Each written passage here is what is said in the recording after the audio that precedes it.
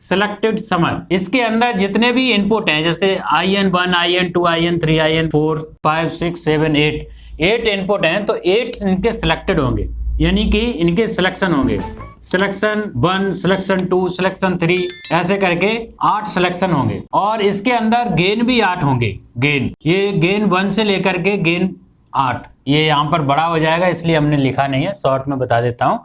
तो इसके अंदर सिलेक्शन 8 होंगे और गेन भी 8 होंगे। तो ये जो इंस्ट्रक्शन है वो कैसे काम करेगा इसको समझ लेते हैं। ये इसके अंदर इसका जो बेसिक काम है, जितने भी इनपुट इधर फील्ड साइड में लगे हुए हैं, इनपुट साइड में लगे हुए हैं, उनमें से जो भी सिलेक्टेड होगा उसका सिंपल ये ऐड कर देगा और वो आउटपुट में वैल्यू को पास कर देगा। ठीक, कैसे करेगा ये सिंपल, जैसे इसका जो आउट है, आउट इक्वल टू जितने भी इनपुट हैं, मान लीजिए 1 से 8 हैं, तो ये 1 से 8 तक के जो भी सिलेक्टेड होगा उसका IN का नंबर, जो भी IN होगा, IN1, IN2, IN3 जो भी हो, उसका नंबर इनटू गेन भी वही 1 से 8 तक जिसका भी होगा वो, प्लस 22, इसमें 22 भी होता है। तो इस तरह से इसका जो आउट होगा वो बनेगा। जैसे मान लीजिए अभी के केस में एक एग्जांपल के तौर पर हम इनपुट 3 और इनपुट 1 दो सेलेक्ट कर लेते हैं। अगर 2 की वैल्यू हमने 1 कर दी, यानी कि इस केस में हमारा S1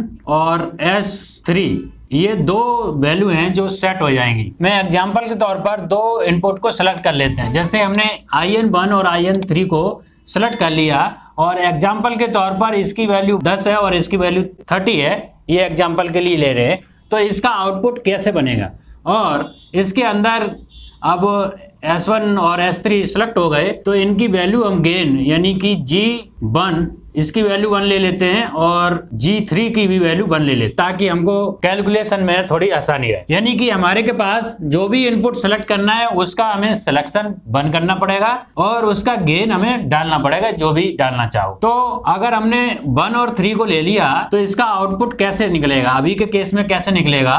अभी के केस में IN1 हमारा 10 हो गया, इंटू गेन हमने 1 ले लिया, प्लस IN3 हमारा 30 हो गया, इंटू गेन हमने 1 ले लिया, प्लस 22 को हम 0 मान लेते हैं। तब इस केस में जब ये हो जाएगा 10 + 30 यानी कि 40, आउटपुट निकलेगा वो 40 निकलेगा। अगर हम गेन की वैल्यू 1 मान लेते हैं तब एक तरह से सिंपल ये एडिशन हो जाएगा, जितने भी इनपुट हम सेलेक्ट कर देंगे।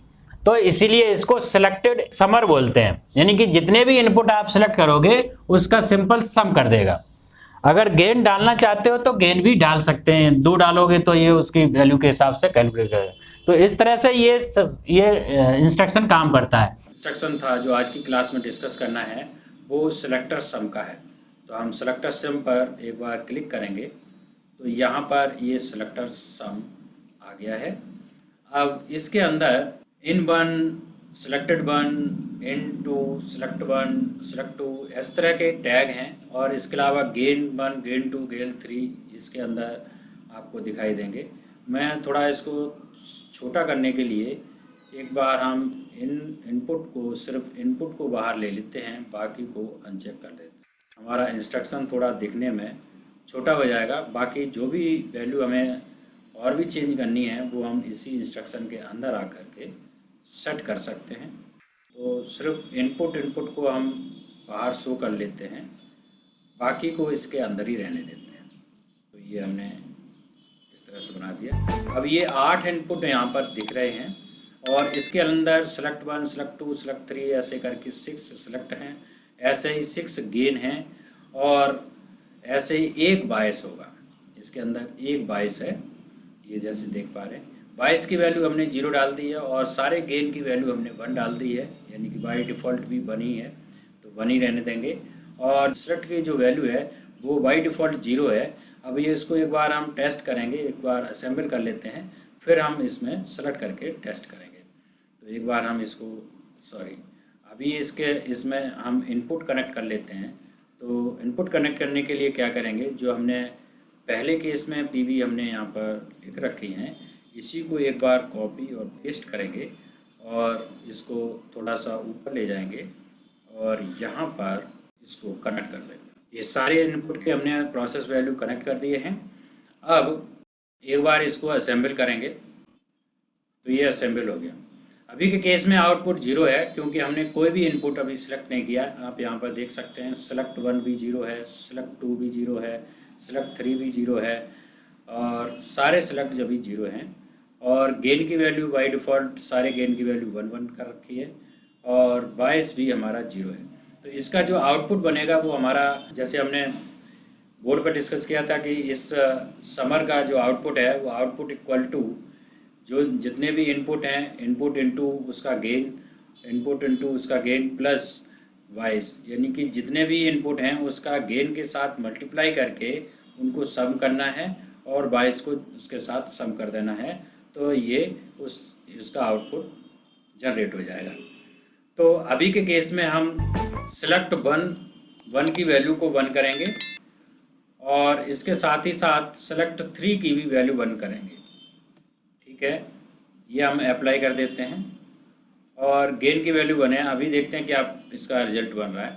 अभी के केस में ये रिजल्ट इसका 115 कुछ कर रहा है, यानी कि ये PV3 की वैल्यू 20 है और 20 प्लस PV1 यानी कि 20 प्लस जो भी पहले PV की वैल्यू है उसकी वैल्यू को ऐड करके ये यहाँ पर आउटपुट जनरेट करेगा, क्योंकि इसके गेन की वैल्यू हमने 1 कर रखी। अगर हम गेन की वैल्यू कुछ और डाल देंगे तो इसका आउटपुट कुछ और हो जाएगा। अभी हमने 2 सेलेक्ट किए, अगर हम सारे सेलेक्ट कर देते हैं तो इन सब का सम आ जाएगा। एक बार हम सारे इनपुट को, सारे सेलेक्ट को सेट कर देते हैं। इसको भी सेट कर दिया, 3 ऑलरेडी सेट है और 4 सेलेक्ट को भी सेलेक्ट कर दिया और 5 को भी सेट कर दिया और सेलेक्ट 6 को भी सेट कर दिया और सेलेक्ट 7 इसको भी कर दिया और सेलेक्ट 8 को भी हमने सेट कर दिया और इसको एक बार अप्लाई करेंगे।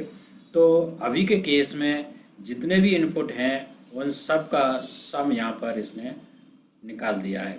सबके गेन की वैल्यू हमने बनी कर रखी है ताकि हमारा यहाँ पर कैलकुलेशन में आसानी हो समझने में। अगर आप चाहो तो इसके किसी भी एक की, मान लीजिए मैं PV2 का गेन जो है 2 कर देते हैं तो यहाँ 10 की जगह 20 प्लस करेगा इसके अंदर।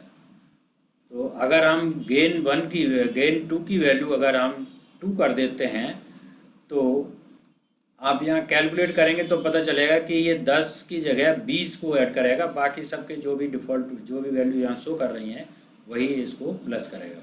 तो इस तरह से हम सिलेक्टेड समर को यूज कर सकते हैं, ऑटोमेशन में यूज कर सकते हैं। तो इस क्लास में बस इतना ही। Thank you for watching this video. अगर आपको ये वीडियो पसंद आई तो लाइक करें, शेयर करें और अगर आपने अभी तक हमारे चैनल को सब्सक्राइब नहीं किया तो सब्सक्राइब कर लें, साथ ही साथ बेल आइकन को क्लिक कर लें ताकि हमारे लेटेस्ट वीडियो के अपडेट्स आपको टाइम से मिल सके। और अगर आपका कोई क्वेश्चन है, कोई डाउट है तो नीचे कमेंट बॉक्स में पूछ सकते हैं। Thank you.